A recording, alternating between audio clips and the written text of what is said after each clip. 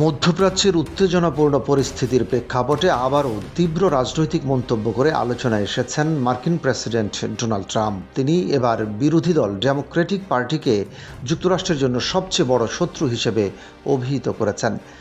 রবিবার নিজের সামাজিক যোগাযোগ মাধ্যম ট্রুথ সোশ্যালে দেওয়া এক পোস্টে ট্রাম্প দাবি করেন, ইরান ইস্যুতে যুক্তরাষ্ট্র তার লক্ষ্য পূরণে সফল হয়েছে এবং এখন দেশের ভেতরের রাজনৈতিক শক্তিগুলোর দিকেই নজর দেওয়া প্রয়োজন।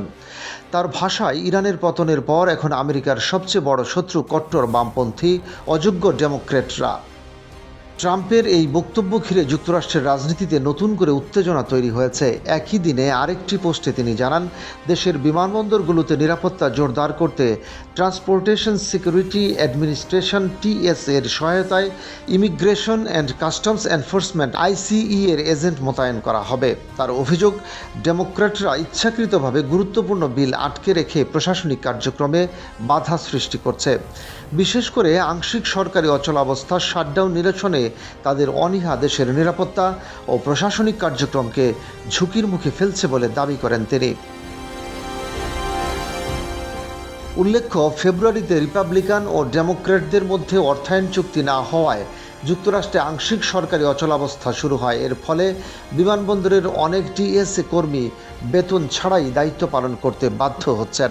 এদিকে অভিবাসন নীতিকে কেন্দ্র করে যুক্তরাষ্ট্রে চলমান বিতর্ক এই উত্তেজনাকে আরও বাড়িয়ে তুলেছে। ICE এর বিভিন্ন অভিযানে বিতর্ক এবং কিছু মৃত্যুর ঘটনা নিয়ে জনমনে ক্ষোভ তৈরি হয়েছে। এ প্রেক্ষাপটে ডেমোক্র্যাটরা সংস্থাটির সংস্কার ছাড়া অতিরিক্ত তহবিল দিতে অস্বীকৃতি জানিয়েছে। অন্যদিকে চাক শুমার, যিনি মার্কিন সিনেটের সংখ্যালঘু নেতা, তিনি ইরানের বিরুদ্ধে সামরিক অভিযান বন্ধের আহ্বান জানিয়েছেন।